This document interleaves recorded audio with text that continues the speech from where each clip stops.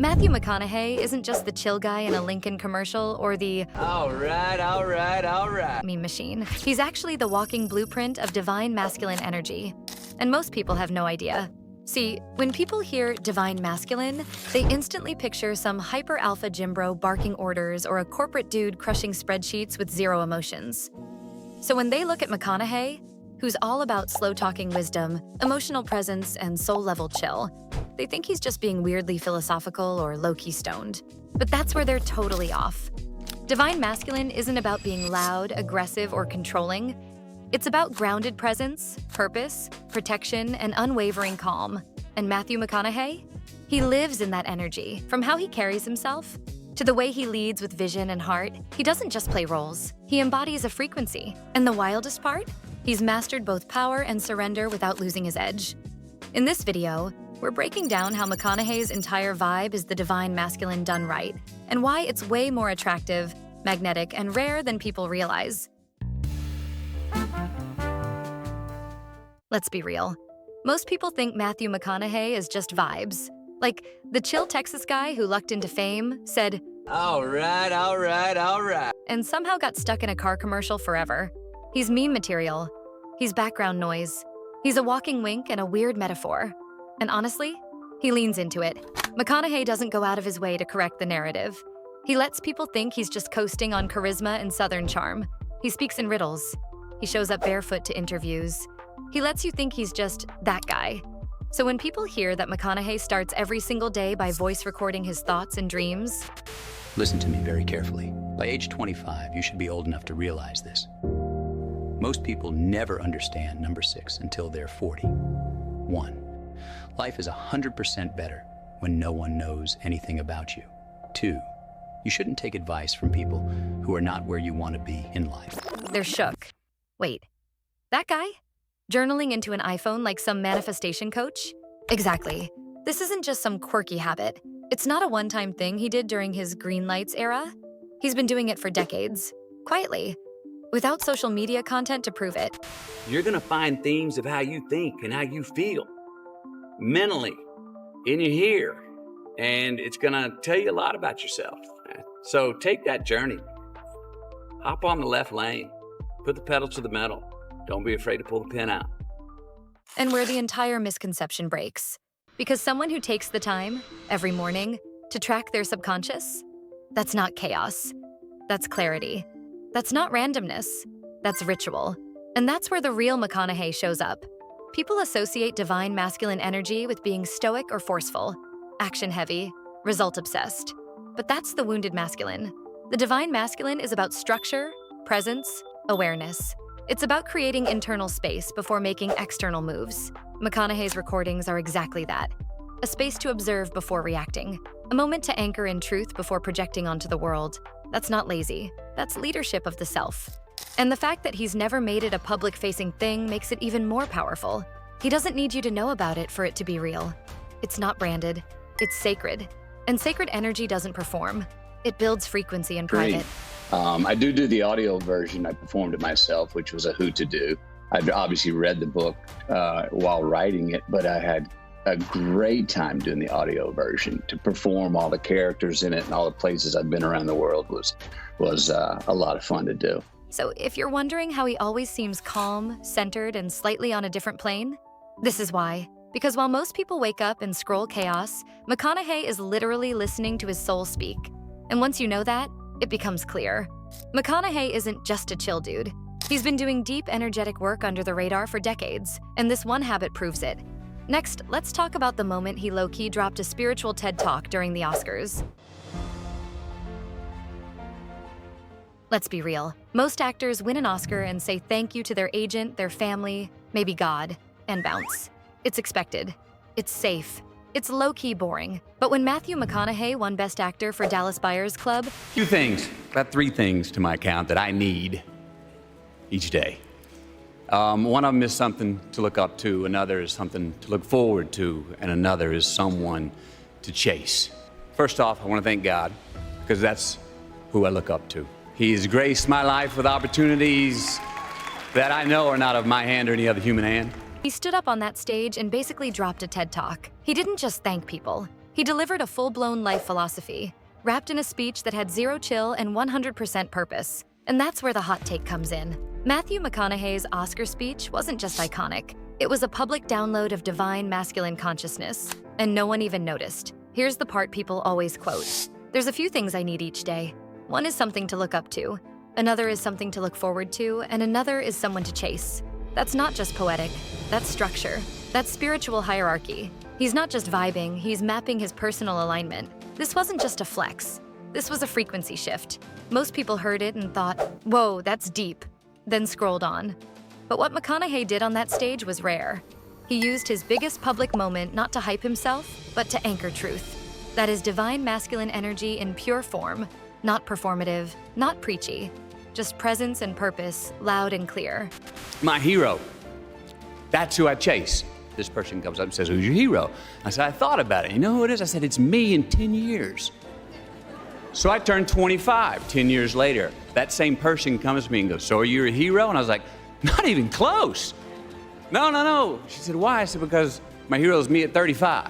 So you see, every day, every week, every month, and every year of my life, my hero's always 10 years away. I'm never gonna be my hero. I'm not gonna attain that. I know I'm not, and that's just fine with me because that keeps me with somebody to keep on chasing. And let's talk about that chasing myself 10 years from now part. That's not narcissism. That's sacred self-leadership. He's not chasing success. He's chasing embodiment. That's the blueprint for masculine growth. Not conquering the world, but meeting your next level self. The wild part? It didn't sound woo-woo or forced, because it wasn't. It was lived. It was embodied. And that's what makes it powerful. Divine masculine energy doesn't need a label. It just shows up aligned. And that calm, visionary energy, it didn't come from nowhere. In fact, his entire ability to stay centered, even in chaotic moments, might be better explained by one of his most infamous stories. So, yeah, about that infamous bongo moment, Matthew McConaughey getting arrested for playing the bongos naked while high is probably the wildest headline most people associate with him. Like, if you say McConaughey in a game of word association, someone's 100% gonna shout naked bongos. On October 25th, 1999, at around 2:30 in the morning in Austin, Texas, police officers respond to a loud music complaint at the actor's home. The officer said he tried to get McConaughey's attention by shining a flashlight in the window, but McConaughey didn't notice. The officer then opened an unlocked screen door and entered the home, after he saw a water pipe sitting on a coffee table. What he found was an inebriated Matthew loudly playing the bongos naked. It's become part of the pop culture mythos. A whole meme, a whole vibe. But let's pause the laughter for a second and actually zoom out. Because that story, while chaotic on the surface, actually unlocks a way deeper truth about his energy. Here's the take no one's ready for. That bongo incident wasn't a breakdown. It was a breakthrough.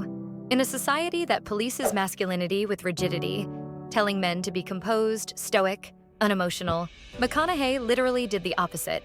He leaned fully into embodied joy. He was drumming, dancing, vibing with zero shame, zero inhibition, and, yeah, zero pants. And while we're definitely not here to glamorize illegal behavior or annoy the neighbor's energy, we are here to unpack what it symbolized. That moment was raw, unfiltered self-expression, divine feminine energy in action, sensual, present, emotional, and the fact that it came from someone who embodies divine masculine energy so clearly, that's what makes it so potent. Because divine masculinity isn't rigid, it's balanced. It holds space for play, for emotion, for spontaneity. McConaughey wasn't having a meltdown. He was embodying wholeness. He was giving his nervous system what it needed in that moment. Expression, not suppression. And the fallout? He owned it. He didn't spiral into shame. He didn't let it define him. He took the heat, kept moving, and turned it into part of his legend.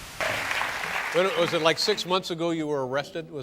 Yeah, I was at home. Yeah, doing what? In Austin, Texas. I was playing a little music, banging on some bongos. What time of day was it? 2:37 in the a.m., so said the report. Wow. On a Monday morning. That, right there, is the divine masculine again. Not perfection, but integration. So while the media tried to paint it as a crazy celebrity moment, what they missed was the spiritual metaphor hiding in plain sight. That night was a ritual, chaotic, unfiltered, real, and McConaughey didn't run from it. He embraced the lesson and folded it into his story, because that's what true masculine presence does. It doesn't hide from the mess, it dances in it.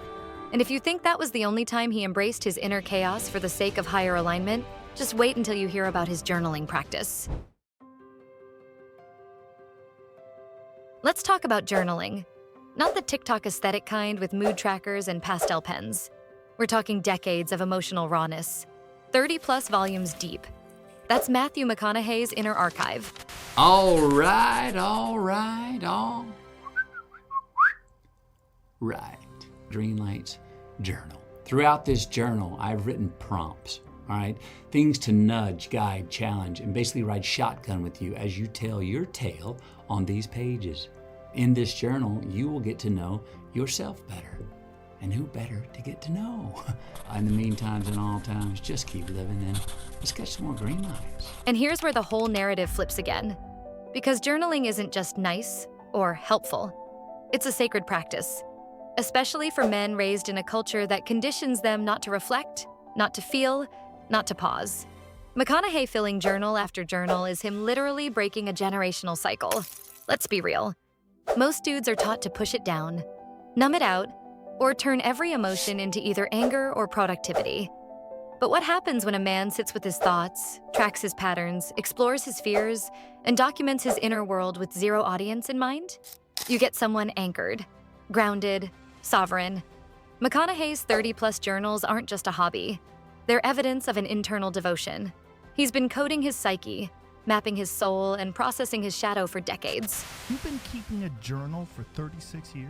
What made you start doing that? I think probably in the beginning, the usual reason someone writes in a journal, you know, oh, my heart's broken, Gretchen Donnelly broke up with me. So, in my early 20s, I remember I was kind of rolling. I was in college, I had a job, I had money in my pocket, I had a nice girlfriend. And I remember going, oh, you hadn't been writing in your journal near as much. Notice you don't do that so much, McConaughey, when things are going well. And I said, I think you better start writing down things when things are going well. My idea was that, hey, you're going to get in a rut again. You'll lose your frequency again in life. You might want this to go back and look at to help you recalibrate.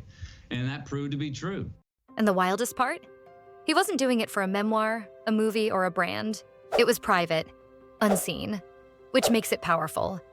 Because divine masculine energy isn't performative. It's present.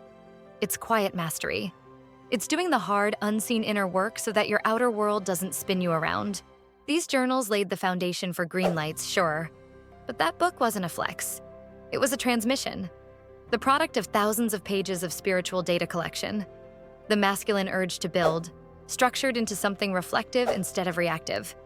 And journaling? That's alchemy. You take chaos and give it form. You write your way through the fog until the patterns emerge. That's the sacred order masculine energy craves, but rooted in introspection, not control. McConaughey's emotional clarity, his signature calm, his magnetic presence, it's not luck. It's the result of consistent integration. Every page he's written is another rep in his emotional gym. He's not guessing who he is. He knows because he's studied himself in silence. Anybody who's ever kept a diary, what's the old sort of nostalgic idea of a diary? You go there when you're in pain and you share thoughts that you don't want to share with anyone else of those reflection. And I did used to, for some reason, I don't know why, but would force myself to write every day, no matter how happy I was. And I didn't a lot of times want to go write when I was happy because I was like, no, I don't need to write it. I don't need to become conscious of it. I'm having too much fun. It's getting in the way. Come on, I'm doing it. It's living, it's happening. So yeah, that Zen vibe everyone projects onto him, it's not a brand. It's a blueprint. And now that we know he's been meeting himself on the page for decades, what happens when that inner clarity collides with outer action? Let's talk about the time he cut ties with his own talent agency, without warning. Now, this next move, it shocked everyone. In an industry built on loyalty, contracts, and relationships, Matthew McConaughey just straight up ghosted his talent agency. No press release, no drawn-out negotiation, no strategic pivot announcement. He dipped, quietly, intentionally. And if you weren't paying attention, you probably missed the bigger meaning behind it. Because this wasn't just about leaving one agency for another. He didn't bounce to get a higher paycheck or a shinier project. He did it for creative freedom. That's a whole different frequency. And I was the rom-com dude, man. Yep. That was my lane, and I liked that lane. That lane paid well, and it was working. Yep. So since I couldn't do what I wanted to do, I stopped doing what I was doing, and I moved down to the ranch in Texas, and I went down there and made a pact with my wife and said, I'm not going back to work unless I get offered roles I want to do. And here's where the twist comes in. Most people saw it as impulsive, reckless, maybe even arrogant. But if you've been following this divine masculine journey we've been unpacking, it tracks perfectly. This is what divine masculine energy does. It breaks systems that no longer align. It doesn't beg for permission. It walks away when the soul says, go. Think about it. After decades in the game, McConaughey didn't need more visibility. He needed more truth, more creative space, more sovereignty over the stories he told. And when an agency, aka the gatekeepers of what's smart for your career, no longer supported that, he cut the cord. Clean. That's not ego. That's alignment. And it's way more radical than it sounds. Because in Hollywood, everyone talks about artistic integrity, but very few are willing to risk actual opportunities to protect it. McConaughey risked everything. He walked away from predictable roles, big checks, and political favors to reclaim ownership over his voice. And here's the kicker. This wasn't some midlife crisis. This was a strategy, built on years of self-reflection, spiritual tuning, and inner clarity. This man didn't leave because he was lost. A big hinge point in my career was about 15 years ago after I was such a successful romantic comedy lead. The dramas I wanted to do were not being offered to me because Hollywood was saying, no, you stay in your zone, Matthew McConaughey. You're a rom-com guy. It didn't work for over 2 years. Hollywood forgot me. Now, what happened when Hollywood finally forgot me, I found some anonymity again. I had unbranded, and all of a sudden Hollywood called again and said, you know, it would be a novel, good idea for Mud, Killer Joe, Matthew McConaughey. He left because he finally knew exactly who he was. And he wasn't about to let anyone else put that in a box. So when the industry scrambled to understand his decision, he stayed silent. No damage control. No PR spin. Just action. That's divine masculine energy. Move in alignment and let the world adjust around you. Because sometimes the most powerful thing you can do isn't to explain, it's to exit. And that brings us to one of the most misunderstood symbols in the McConaughey universe. A phrase that seems casual, but is actually a mantra of masculine embodiment. Let's unpack. Just keep living. All right, let's talk about the catchphrase. Just keep living. It sounds chill, beachy, like something you'd slap on a t-shirt in Venice and forget 5 minutes later. But in McConaughey's world, it's not a bumper sticker. It's a blueprint. See, most celebrities have catchphrases because they happen to say something quirky that fans repeated. For me, just keep living is the moniker that sort of capsulized that. Then it just kept coming to my mind all the time. And I had life decisions to make. Choices, A or B, which one? And then very literally, it was like, what's the life-affirming choice? Meaning, which one's going to give the most residuals in my own life? Which one's going to pay me back? What choice am I going to be happier about down the line, delayed gratification-wise? McConaughey chose his, crafted it, built an entire philosophy, and eventually a foundation around it. Just keep living isn't just a line. It's a mission, a rhythm, a code. And like everything else we've seen from him, it looks effortless on the surface, but it's rooted in practice. It first came up after filming Dazed and Confused, when McConaughey was still just starting out. But instead of leaving it as a fun callback to his stoner character, he started using it daily.